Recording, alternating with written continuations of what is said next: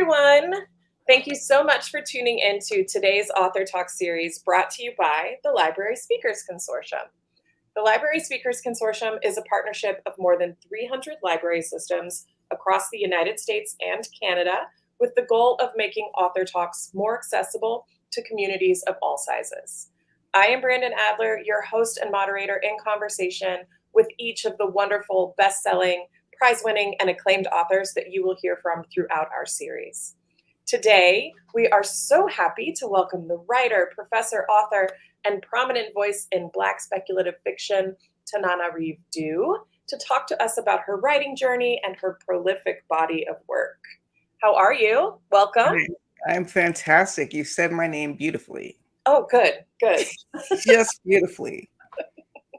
Okay, so I know that we're all super excited to get started, but before we begin, I do want to pause, kind of give everybody that standard housekeeping information that keeps everything running smoothly, and then we will learn a lot more about our guest. So we have compiled some viewer questions that were pre-submitted with registration. We'll also be taking your additional questions throughout this conversation.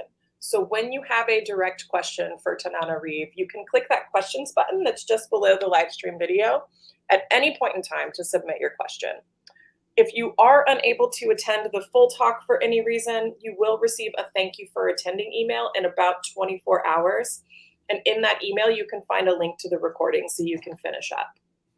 Now, to formally introduce our guest for today, Tananarive Due is an American Book Award-winning, Essence best-selling author of 16 books. I told you, prolific, including My Soul to Keep, The Good House, and most recently, The Wishing Pool and Other Stories, which we will have some questions about tonight. She was also a contributor to Jonathan Maberry's middle grade anthology, Don't Turn Out the Lights, a leading voice in Black speculative fiction. She has won an American Book Award, an NAACP Image Award, and a British Fantasy Award. She teaches Black horror and Afrofuturism at UCLA, and you can visit her website at tananarivedue.com. Again, welcome. Thank you so much for being here. Thank you. This is a fantastic program, and I'm glad for any program that encourages people to develop a relationship with their local library. So win-win-win. Love to hear that. Lots of library lovers tuning in, that's for sure. I do want to open with a question that was submitted by Sally in registration. Sally says, my 12-year-old daughter is here with her 15-year-old friend. Their questions are, there are 3 short questions. When did you start writing? How did you know you wanted to be a writer? And how do you brainstorm? Okay. I love all of those questions, and hopefully I can remember them. When did I start writing? Almost as soon as I can remember. I was 4 years old, and I folded some typing paper in half and drew stick figures and captions, and I called that my first book, and it was called Baby Bobby. Although I did spell baby wrong, but I knew I wanted to be a writer. This is segueing into the second question, I think, if I'm remembering it correctly, because on the back of the book, I wrote liner notes. I guess I understood you were supposed to write what the book was about, so a synopsis. So I said, Baby Bobby is a book about a baby. And then I wrote the author is Tananarive Due, also spelled author wrong. But to me, what stands out about that is that I was already self-proclaiming that I'm an author. There are adults who write all the time, but have never been published, who dare not even call themselves writers. Here I was, 4 years old. I'm an author. And in terms of how I brainstorm, it really depends on what kind of project. It's not that easy to answer. My last book was a book of short stories. So for a short story, really to distill it down, is to try to come up with something from real life that scared me and then exaggerate it, like dial it up to 11 or make it have to do with a haunting, which is something I did in my story Rumpus Room, which you may be too young to read, especially the younger one. And then find the right character to interact with that premise. The character is really the spine of everything I write. It's a journey for every character. And because a lot of my stories are horror, these stories start with either a character who's suffered a trauma like grief, which is true life horror. It's the first horror a lot of us experience. I like to use grief. And then also a transgression. I'm not always, but sometimes they've done something wrong. So there's sort of this almost morality tale feeling sometimes to horror where characters are being punished, not always, but more importantly, they have a chance to redeem themselves. They have a chance to grow and change and get more courage. And maybe they'll survive the story, maybe they won't. But that's how I brainstorm a short story. A novel would expand that out just to a bigger story. Sometimes I have two different time periods. Like my novel Joplin's Ghost takes place both in the present and at the turn of the century when the ragtime composer Scott Joplin was alive. And those two stories were in conversation with each other about the music industry then and now. But the last thing I'll say is I also write screenplays. And the way I brainstorm for screenplays is very different because often it's with my husband, Stephen Barnes, who's also a screenwriter. So I've had to learn as a screenwriter to let somebody else in my head and not just come up with everything on my own and really enjoy the process of coming up with even better ideas because someone else is brainstorming with me. Maybe the two of you might want to brainstorm on a story together. That's a great idea. Great suggestion. Thank you. Maria is asking, what hooked you into the horror genre? Well, actually, there's a poster, oops, on the other side, on my door from that mirroring thing. Freedom in the Family, a mother-daughter memoir of the fight for civil rights. The woman leading that march is my late mother, Patricia Stevens Due, and I bring her up because she was the first horror fan in my life.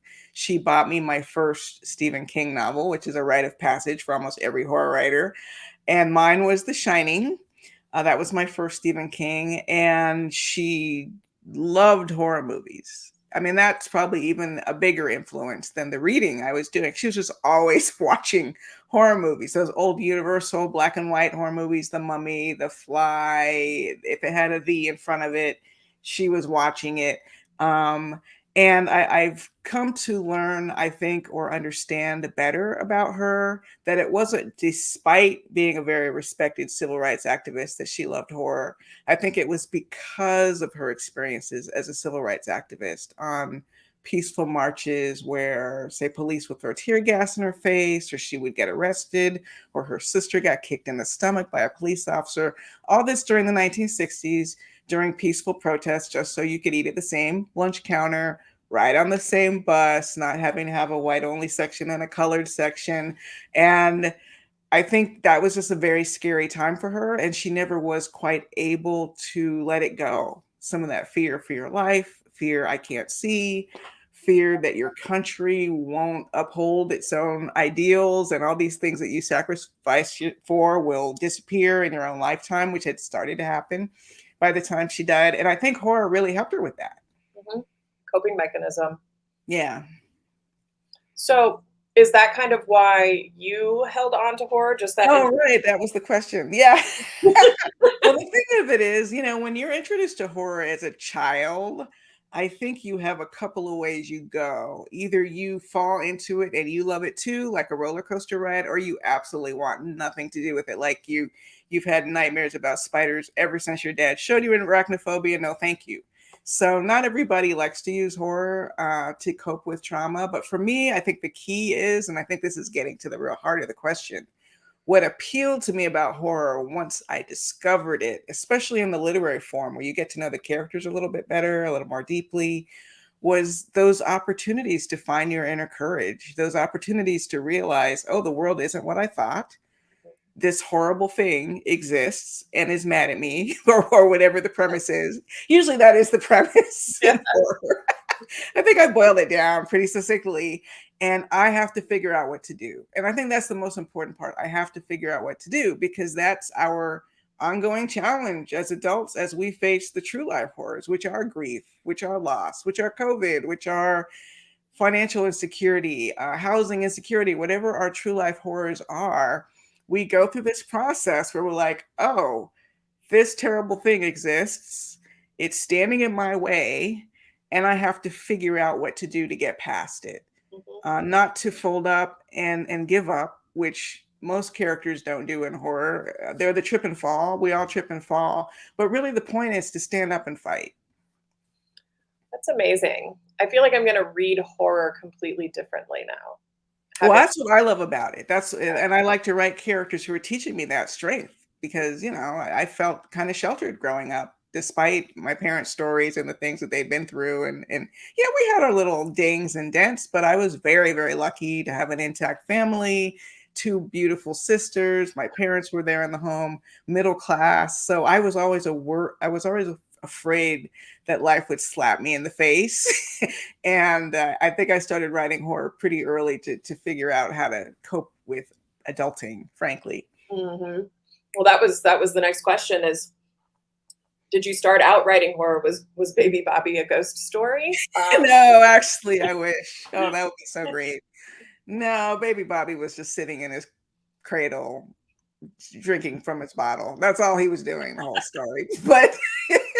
But I did write about the fantastic, like as I got to be about 10, 11, I started writing about a kid who had a talking cat and then kids sneaking onto a spaceship. I think I was a little more attracted to sort of science fiction-y feeling stories as a younger writer.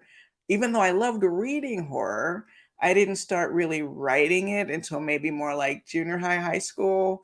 But then something happened when I went to college because most of the stories we were studying were not horror stories. And as a very serious writing student, I wanted to understand, what is a writer?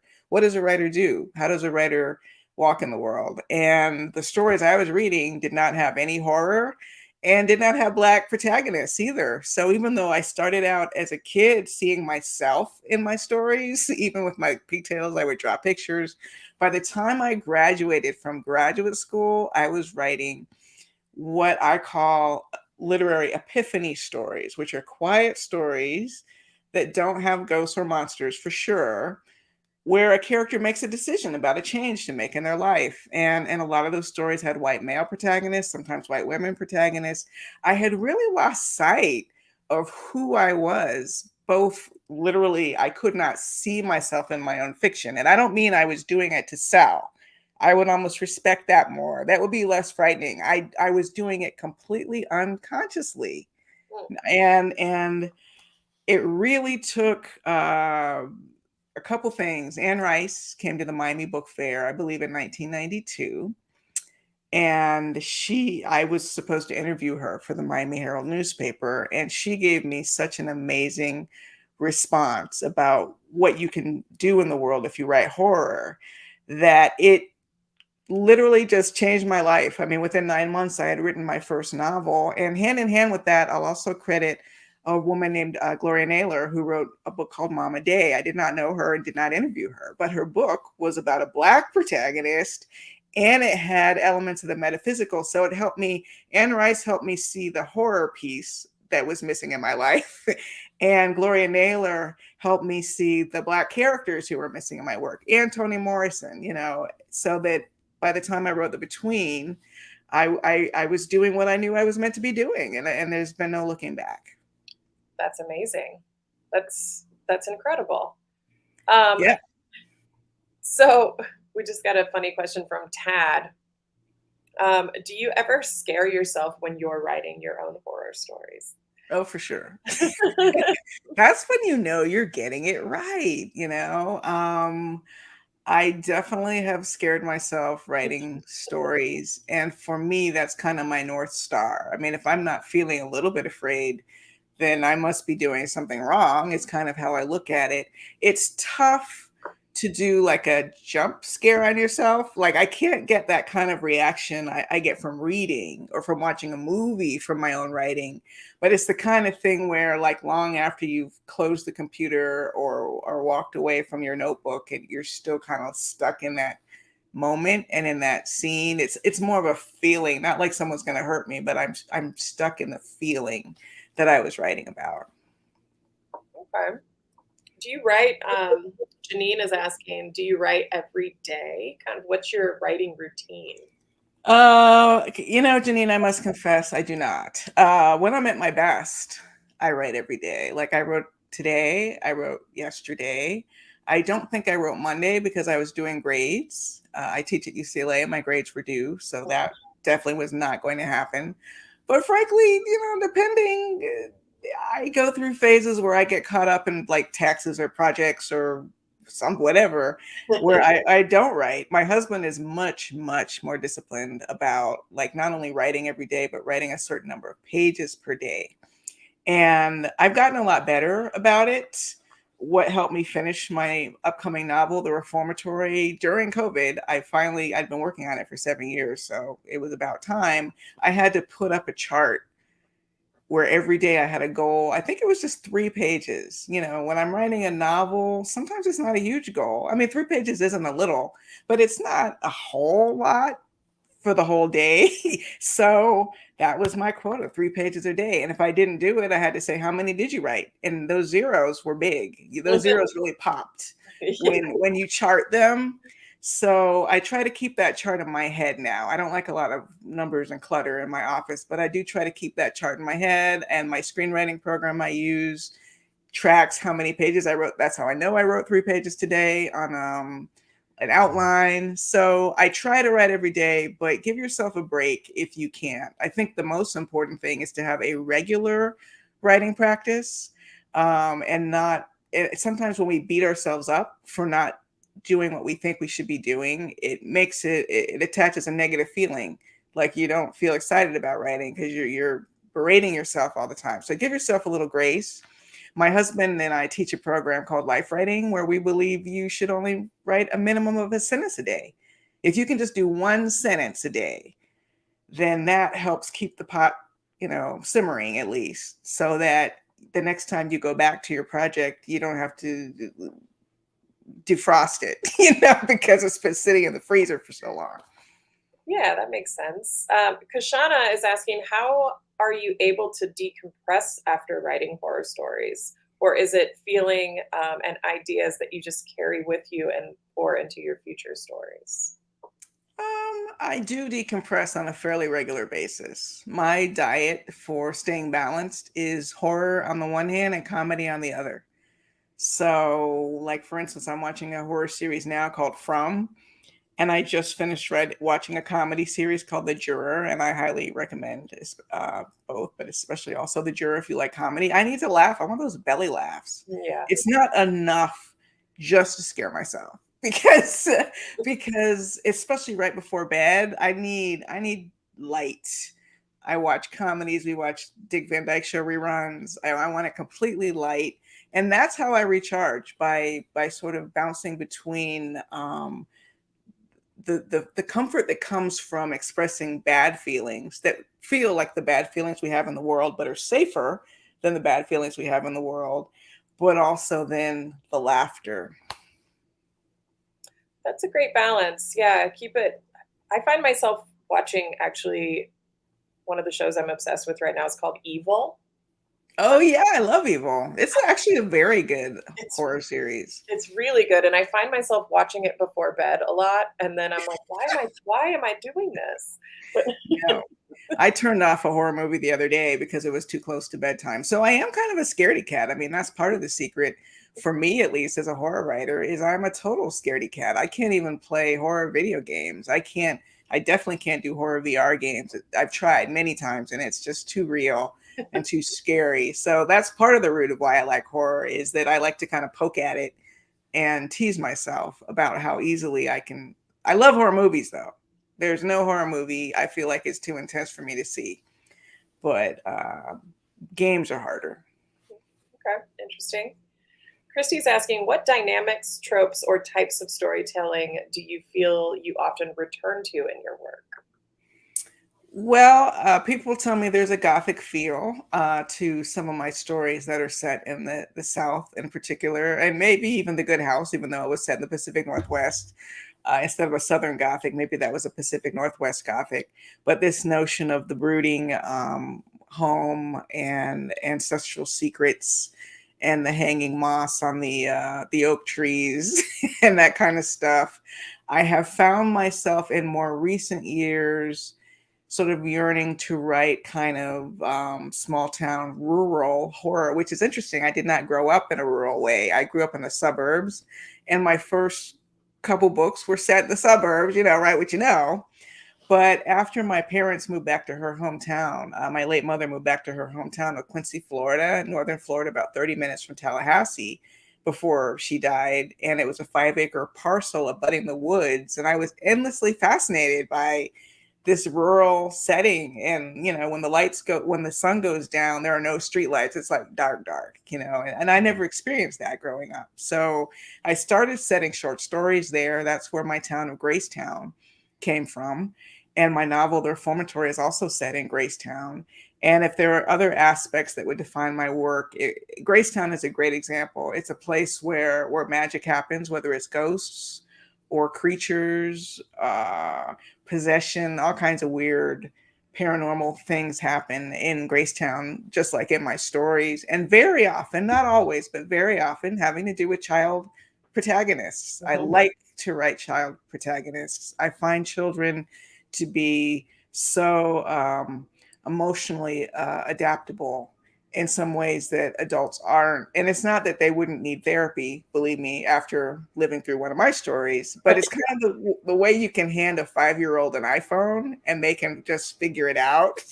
It's like, oh, a ghost. This is something in the world now, oh, an iPhone. Okay, I guess I have to do this. Whereas an adult, that's why in horror movies, adults are always saying, no, you couldn't have seen that. No, that couldn't have been true. Gaslighting kids up and down. It drives me crazy. I don't care how young my son was. If he said there was something in the closet, I would have checked the closet, okay? Yeah. But children just figure it out. Children, they're like, oh, mom, there's a ghost. We got to do this. We got to do that.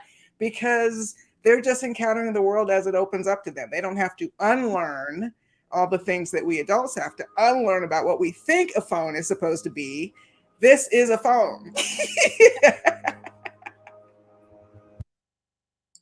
Don't make me laugh too much.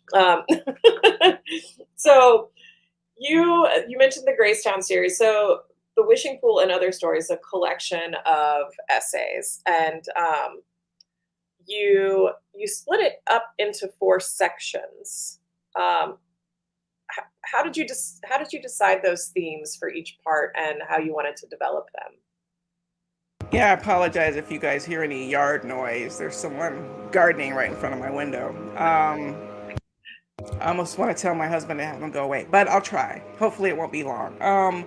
The sections were just because, first of all, when I started writing these stories, I had no idea they would be in a collection at all. I had published another collection, Go Summer, in 2015, but mostly while I was procrastinating on the novel I was supposed to be writing, I would take a lot of opportunities when editors would say, oh, I'm writing an anthology about blank. Would you send me a story? And I would use those deadlines as kind of prompts. And sometimes it was about a specific topic, and I would use that as an opportunity to just have something else to write except for this novel that I kept procrastinating. So I realized about a year before I even sold it that I had enough short stories for a collection, and not all my stories made it in. There are a couple of, I'd say, contemporary realism stories that didn't make it just because they're not Afrofuturism, they're not science fiction, they're not horror. They were kind of on the dark side, but my editor thought they didn't quite fit. And I looked at the stories I had. Some of them were in Gracetown or had to do with Gracetown. So that was an easy section to come up with. Some of them I had started writing plague stories years ago, like they were plague stories in my 2015 collection. And I continued with my plague character.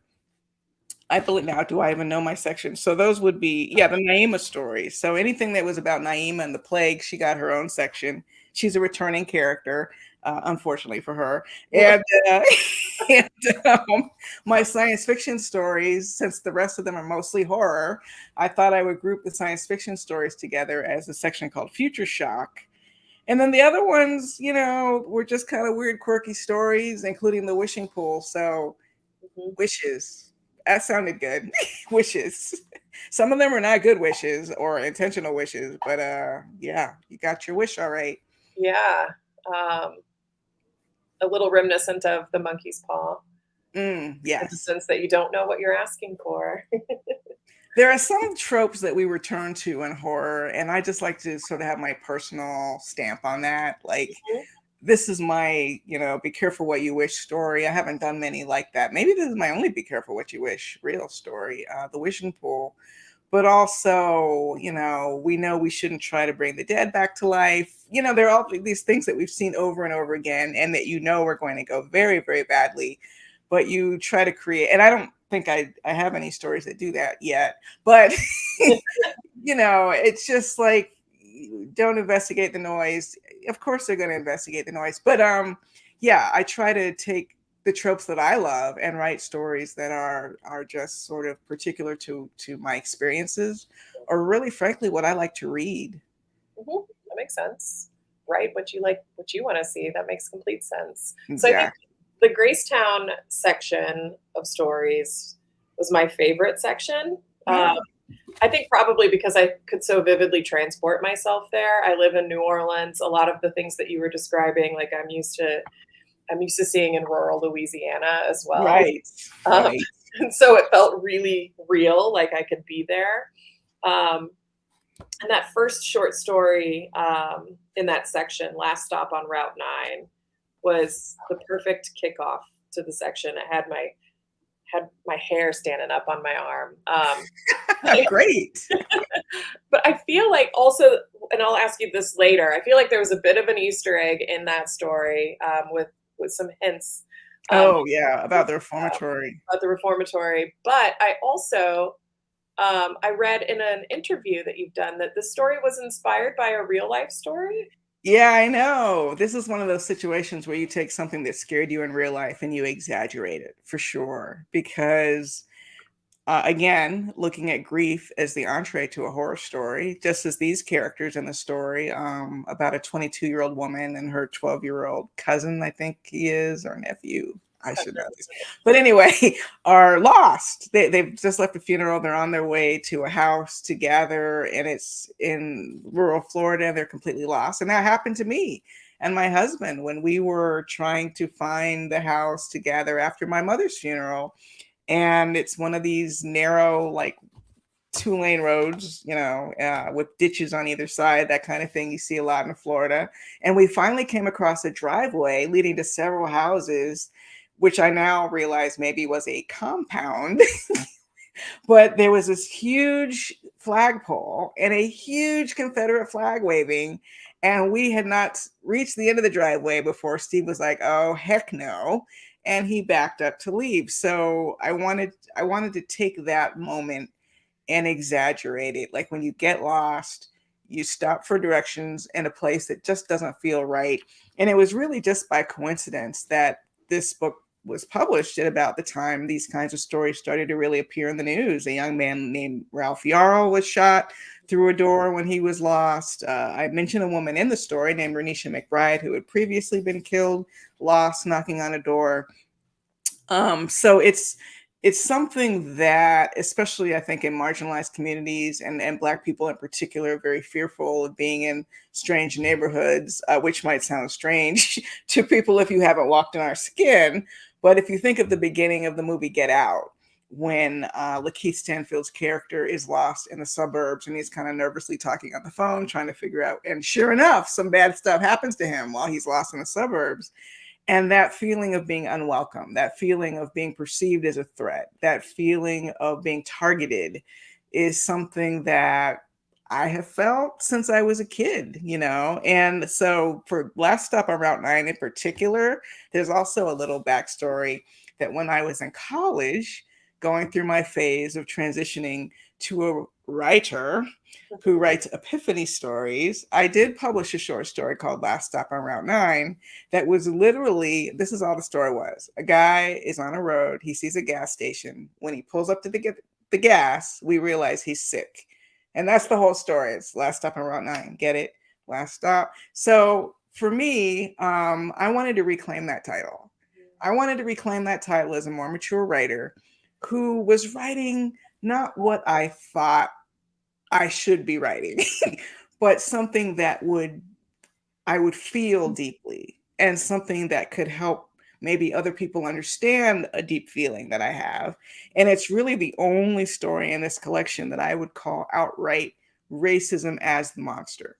The other stories have Black characters and, there might be little things said here and there, but this is the only story. I said, I'm going to take Last Stop on Route 9 and change it from my little epiphany story to a black, like a horror, like blackety black horror. Racism is the monster story. And so that's what I did. It was a wonderful story. It was a great reclamation. I'm wondering if this is kind of getting to Ariel's question. In the intro to The Wishing Pool, you mentioned that one of the stories feels like a reclamation of your voice. Is that the Yeah, story? that is really the one. Good catch. um, Further, Ariel says, what was your process of reclaiming your voice as a Black woman or sci-fi writer? Are there any specific practices that you had? So I guess we talked about the story and you reclaiming it, but was there, other than living through it, any specific practice? Well, I'll even back it up beyond to reclamation in general, not just this story. About the time I started to realize I had run out of cleverness, as opposed to going deeply into who you are as a person. I think I was trying to get by on clever. And right after graduate school, I was doing a handwritten novel called Separate and Related, which was a play on the phrase separate and unrelated. But it was about two brothers, two white brothers, one of whom was dying of leukemia. One of them was a gay playwright living in New York. And the whole novel, this is a novel, was about how these two estranged brothers were going to become friends again in the wake of the other brother's illness. Now, I mean, in a perfect world, it would be great if I had been able to finish that story. But I was a young Black woman in my 20s who did not have a brother, who had never lived in New York, was not a playwright, was not gay.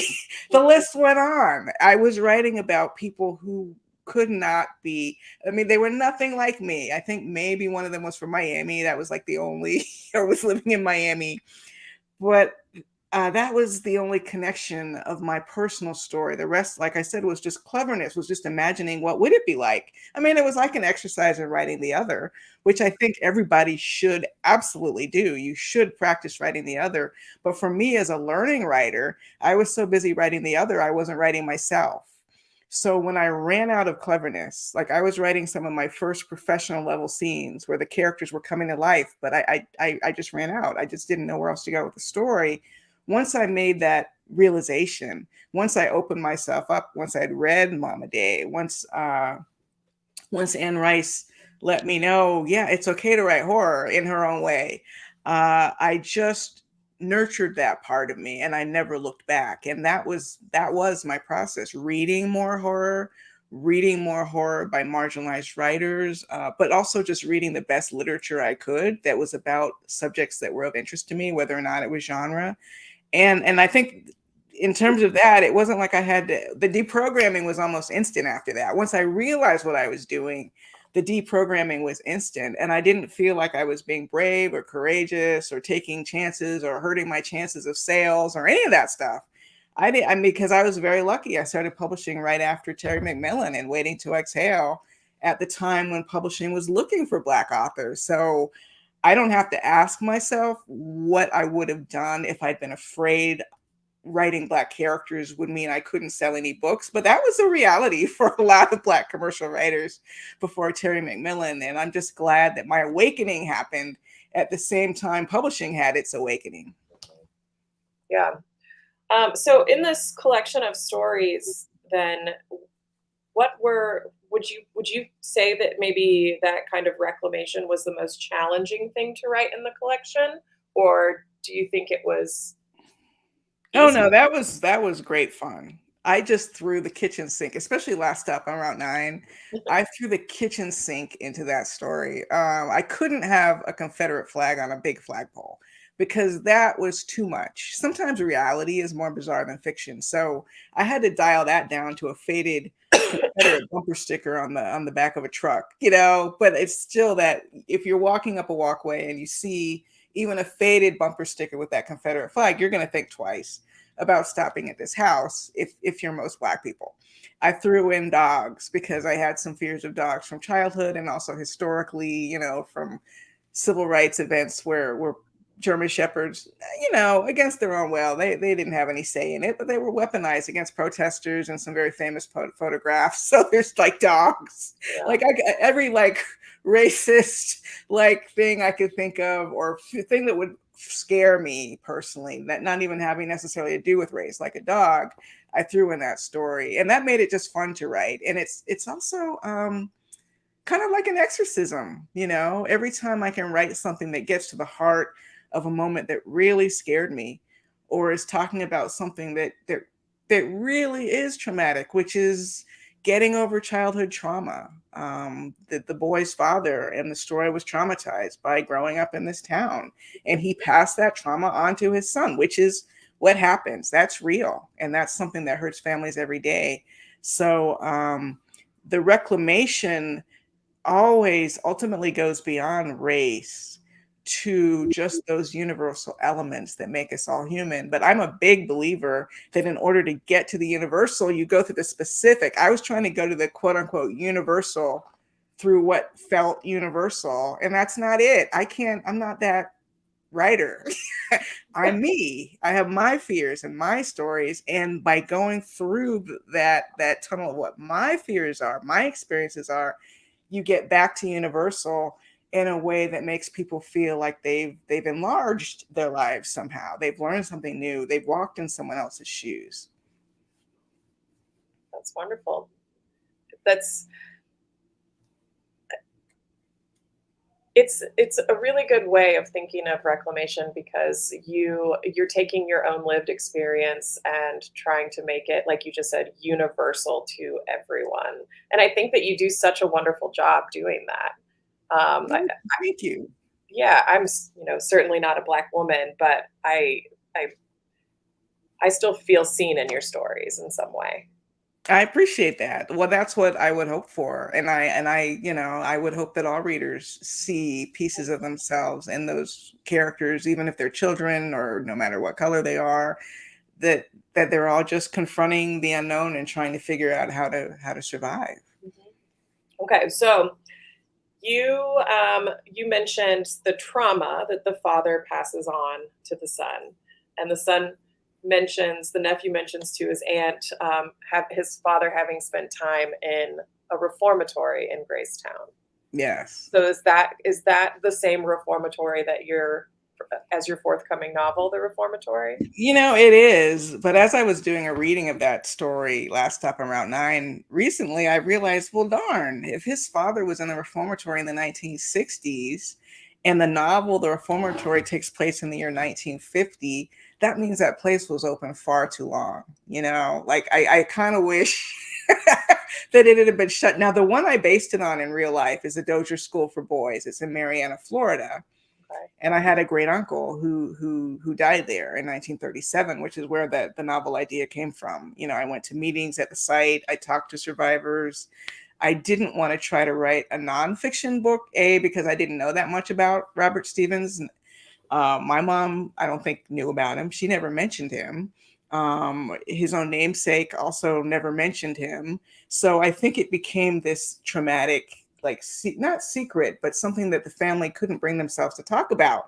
When you have a child, he was 15, who goes into state care and never comes home. That's something that families never recover from. And luckily, there were survivors who had the means and the resources. It was a segregated facility, so there were white students and Black students separately. And a lot of the white students had more resources. And there was one man in particular who led the crusade to have it investigated, and because his mother never got over how his brother died at this place. So I get so buried when I start talking about this story. I wanted to write him a different ending. I wanted to, and I said it in 1950 instead of 1937 because I know that era better from working with my mother on the civil rights memoir. It's just more accessible to me than the 30s.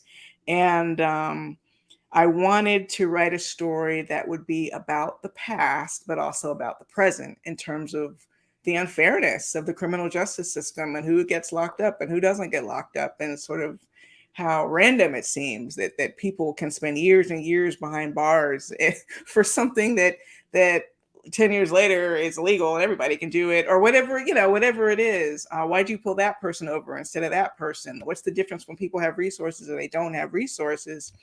And even though obviously the Jim Crow court system was a lot more biased than the court system today, And my 88-year-old father, who's still alive, John Dorsey Due Jr., I named a character after him, helped me sort of craft a scene where I'm interrogating, what did you do if you were in 1950 and you had a problem with the law and you needed help? And a lot of people went to the NAACP, and that's something I wanted to show. That's the realism, but the fun part of the story is that it's a ghost story.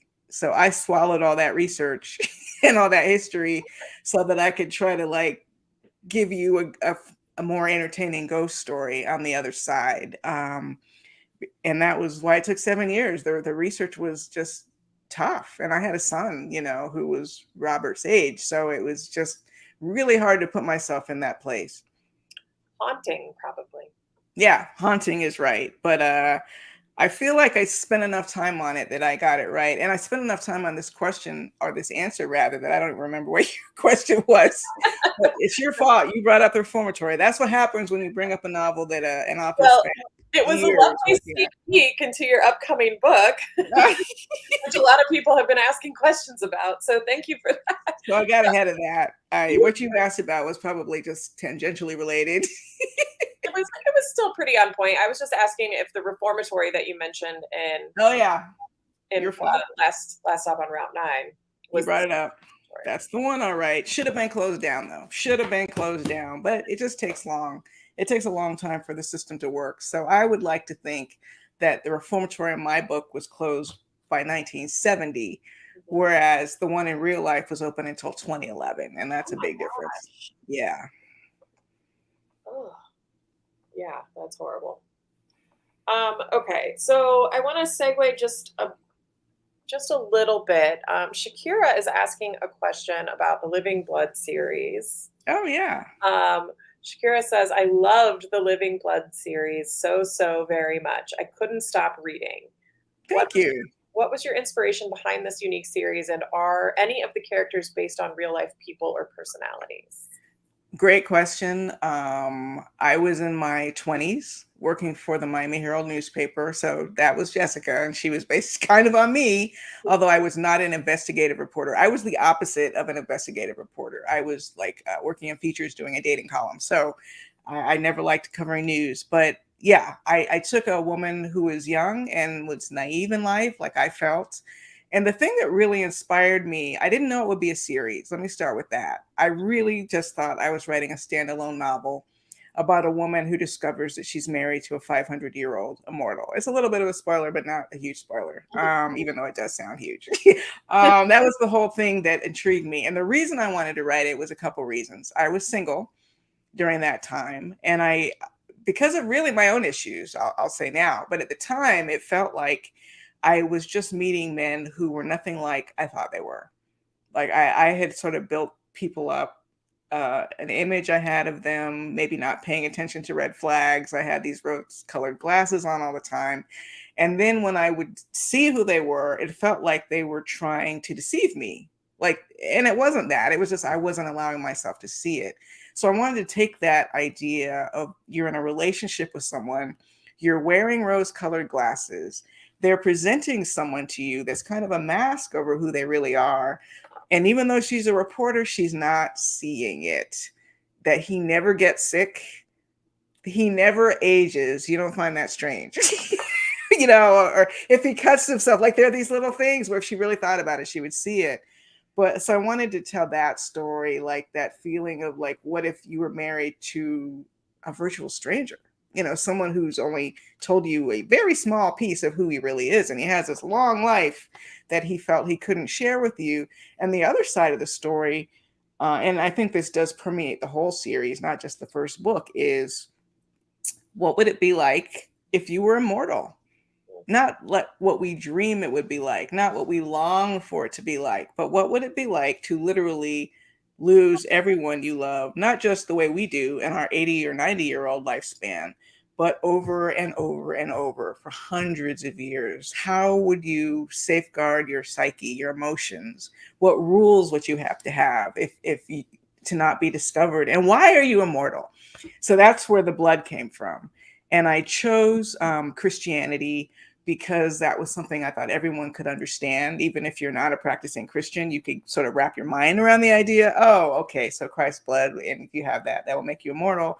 And I chose Ethiopia because Ethiopia was Christian before your European exposure. They have this very ancient Christianity in Ethiopia, and I like that. And it felt kind of plausible. It's like, oh, okay, so he comes from this very, very holy city called Lalibela in Ethiopia, and he has this blood, and that was where it started. And because My Soul to Keep was so popular as a novel, and I also felt like there was more to the story. I won't get into spoilers, but 4 novels later, it's an entire book series. Mm-hmm. Wonderful. I have not read that book series, but you definitely just convinced me to do so. Oh. Check out the first one. You may not be able to stop. Fair warning. Valerie is asking, are there any plans to continue the African Immortals series? I don't have any further literary plans. My husband is always trying to encourage me to look into some of the hidden spaces left behind, like stories I didn't really explore, characters who mysteriously disappeared and with no explanation. Why did they disappear? But I don't feel that calling so much. I mean, I am so different now than I was when I first started writing My Soul to Keep in my 20s. I won't say how different, but quite different. And even the last of those was only published in, I think, like 2011, which is a long time ago. And even by then, by the 4th novel, I had to work really, really, really hard not to feel like I was treading in the same water. Mm-hmm. So rather than that, I'm taking advantage of this time. I'm living in Southern California. I got my first TV credit in 2019 with my husband, Steve. We co-wrote an episode of The Twilight Zone for Jordan Peele, and we've had a couple credits since then on Horror Noire, which was an anthology series on Shudder and AMC Plus.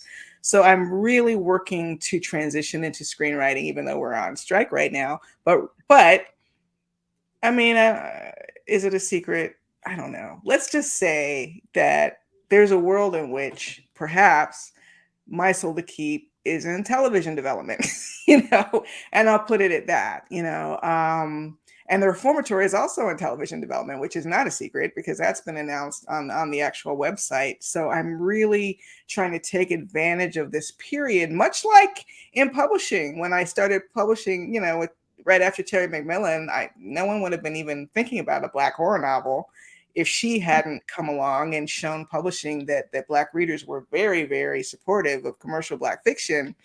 I'm also lucky 20 years later that I've been trying to break into Hollywood, that we're finally at a point where it's opening up to people who are novelists, who are playwrights. Like, they want authentic voices. Rather than trying to bar you at the door, which is what generally would happen with authors, because authors are notoriously inflexible, don't like any changes, and it's all changes. Adaptation is all about what changes can we make that will convey this story that isn't exactly this story. Kindred just came out, so you may have some opinions about how that worked, by Octavia Butler. So I'm concentrating and looking forward to the time when, after the strike, we can see where it goes on maybe a television side. And that gives it a new sort of feeling of excitement for me, as opposed to trying to go back into writing novels set there. That's incredible. Thank you for that secret breaking news.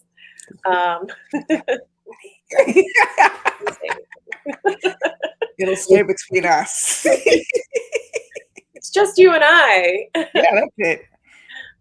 Yeah, so we have a lot of people asking about comic writing and your participation in writing Black Panther.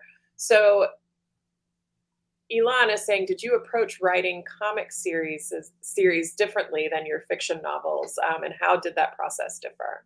Well, first, I'm really excited that anyone's even asking me about how I approach writing a comic series, because I will say my graphic novel, The Keeper, was a complete surprise to me. I haven't really been as much a comics reader as perhaps I should be since I was a kid so that was an offshoot of trying to sell The Keeper as a script. And we got very, very close to selling it to a major director, and I would have been so excited. And then it went away and it didn't happen. And I sat with that disappointment, as all screenwriters do. But it so happened that one of my beta readers I had sent just the treatment to for the script said this would make a great graphic novel. And that was John Jennings at Megascope Abrams Comic Arts. And it's this beautiful hardcover graphic novel that the illustrator, Steve and I co-wrote it, the script and the graphic novel. And the illustrator, Marco Finnegan, basically brought it to life. It's like a bunch of storyboard panels. I was like, where's the movie now, right? So the way I approached writing that one was writing a screenplay, to be perfectly honest. And I'm still learning. Like I have a couple of projects. One is independent, I think two independent projects where I'm being asked to submit ideas. And I'm still figuring out that this idea is too long for a 24-page comic. I'm still trying to visualize what story looks like in a comic as opposed to in prose. So I'm still learning. And I find that to be very exciting. I like learning. So for my process right now is write shorter, less story, compress, compress, compress. That's my biggest takeaway so far, but we'll see. Okay, so you just answered. Marion was asking, was the graphic novel conceived as a graphic novel or did it start as a short story? But it started as a script. Yeah. Okay. Yeah. Okay. So Alex is saying, are there any characters from Marvel or DC that you would like to write for one day? I was very lucky, and it's sitting here on my bookshelf somewhere. Black Panther. There was a Black Panther anthology where I was invited to write a story, and I got to write a Black Panther and Storm story, which was super exciting for me. We've never seen T'Challa and Storm together, even though in the comics they were, an item. And everybody has been longing for that on the internet. And of course, with the death of Chadwick Boseman, even if there weren't all the legal things between, I don't know, all the legal matters that kept Storm out of the MCU, but that dream kind of went away. And it was I cannot express what a joy it was to be able to write a story with them together. And we also took part on what was then Serial Box, now called Realm, did a Black Panther Sins of the King project, which was enhanced audio. So it was mostly prose, but then, it had a professional actor narrator and sound effects. And that was also great fun. But unfortunately, it's no longer up on the platform. Was your writing for Black Panther and Storm story, was that before you wrote The Keeper? I would say after. After, okay. Yeah, it was after. Why do you ask, though? That's an interesting question. Well, Amber Lynn asked, what did Black Panther do for you as a writer? Oh. So I was asking, like, which one came first? Did The Keeper come first? And then... Oh, well, I think... Progression? All right. Thank you for keeping me on track. I'm thinking maybe it's no longer available. I was checking to see if it was available. Maybe the most important aspect of working within big companies like DC and Marvel is that you have to be even more collaborative. Like they'll tell you, oh, you can't use this character, but you can use this character. And you might have already come up with like a great, in fact, this happened with the Sins of the King project where there was a little writer's room, which was like a TV writer's room for about 3 days, where we had to revamp and come up with different ideas because some of the characters we thought we could use, we were told we could not use. And then it's like, oh, well, how do we make this character pop and interesting? So it's a real process. And I think it's very important, especially as a prose writer, transitioning to screenwriting. Any chance I get to try to find a creative spark and connection to a story that I didn't completely originate. I didn't create T'Challa. I didn't create Storm. So finding excitement and getting in their heads and trying to understand them is a different challenge than writing about my own characters. And that's exactly the kind of challenge you need when you're generally writing for TV. I mean, if I'm lucky enough to get my own show on the air, that's one thing, but the vast majority of opportunities I would have will be working on other people's shows with characters they came up with. So it's always good practice to learn how to work within a system if you want the most possible outlets for your creativity. Like, it's not just that you want to write short stories, but if you want to learn how to write comics, you want to write scripts. I believe all writers can learn all those things if they're interested. It's just different kinds of storytelling and different ways to access story. Great, thank you. Amber is also saying, how did it feel to have LeVar Burton read one of your stories on his podcast? Oh, very exciting. I've been very lucky, in fact, that he read two. He read one called Free Jim's Mind, which is very funny because I have a podcast called Life Writing, Write for Your Life, which is on Realm Media. And when we interviewed LeVar on our podcast, he had to remind me which story, because I was blanking out. I was so excited he was on the podcast. I was just blanking out as to which one it was. And then after we recorded that, very soon after The Wishing Pool was published, I was so excited to be contacted by his team about him reading The Wishing Pool. I mean, y'all just don't even know. First of all, I'm of an age where I grew up during that phenomenon where Roots was the thing. Everybody, all walks of life. There were only 3 networks, and Roots was on one of them. Everyone watched that miniseries. Uh-huh. He was Kunta Kinte, okay? He was right out of USC, his first major role. He was Kunta Kinte to me. And Roots was very, very powerful for me, both the book and the miniseries in terms of my early writing. I forgot some of those lessons as I got older, but it's such a full circle thing that he even knows who I am, first of all, much less that he has lent his beautiful narration to my work. That is exciting. Yep, that was one of the channels that I had too. So I watched ABC, I think it was. It's like everybody watched it. I mean, Uh-huh. you couldn't even recreate it today, I don't think, with all the different channels and streamers. Yeah. So Laura is asking, in your opinion, how has the horror genre changed over the last few years, or even since you began writing? How has it changed in general and in terms of representation, specifically with regards to authors being published, to the authors being published and the characters within the stories?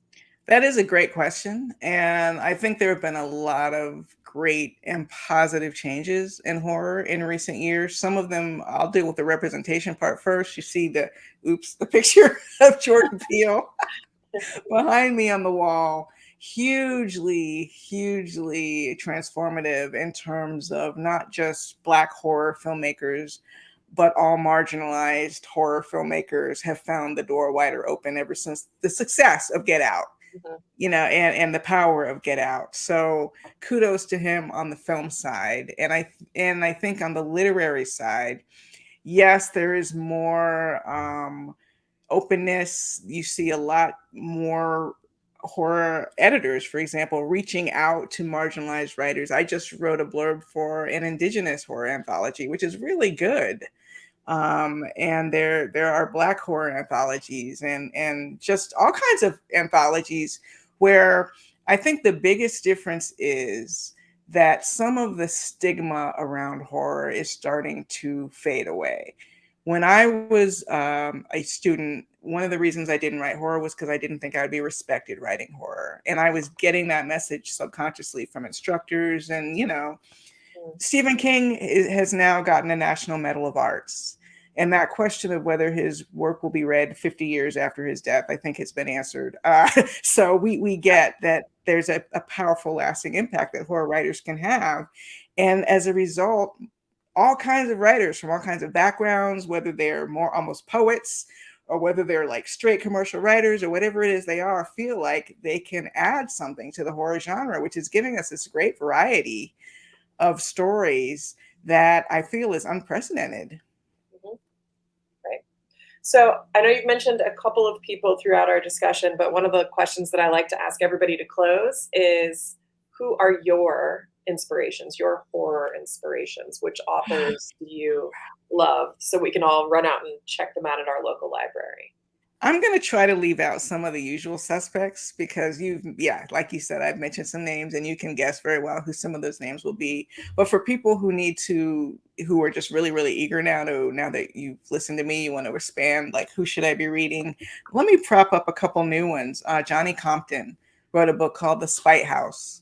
which is a very scary haunted house novel. And if you dare, you should pick that one up.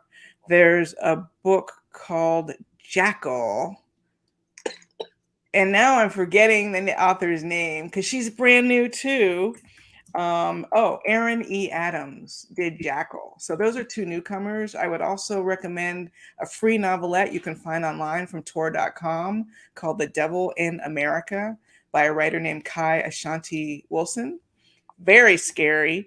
Stephen Graham Jones, you probably know his work. And if you don't, where you been? The Only Good Indians, such a great horror writer. And I could go on, but Victor Laval, of course. Victor Laval, who just wrote a book called Lone Women, also historical horror, is a favorite. Right. Thank you so much. Thank you. This has been fun. Really flew by. It did. It really did. Thank you for sharing your work with us, with the world. It really has. It's been a pleasure reading your work. It's been a pleasure speaking to you for the last hour. So thank you very much. Thank you for your great questions and your great moderating, and thank you for having me on the Library Speakers Consortium. I love it. Of course.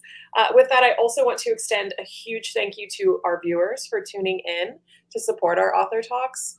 Without your support, none of this would even be possible. So we thank you for choosing to spend your time with us. As a reminder, below the live stream video, you can find a link to Tananarive's book, The Wishing Pool and Other Stories, as well as a pre-order link to her forthcoming novel, The Reformatory.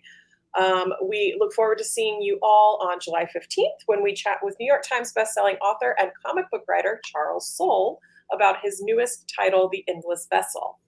You can register for this and lots of other great events on your library's event page. I am Brandon Adler, and thank you for joining us. Have a good evening.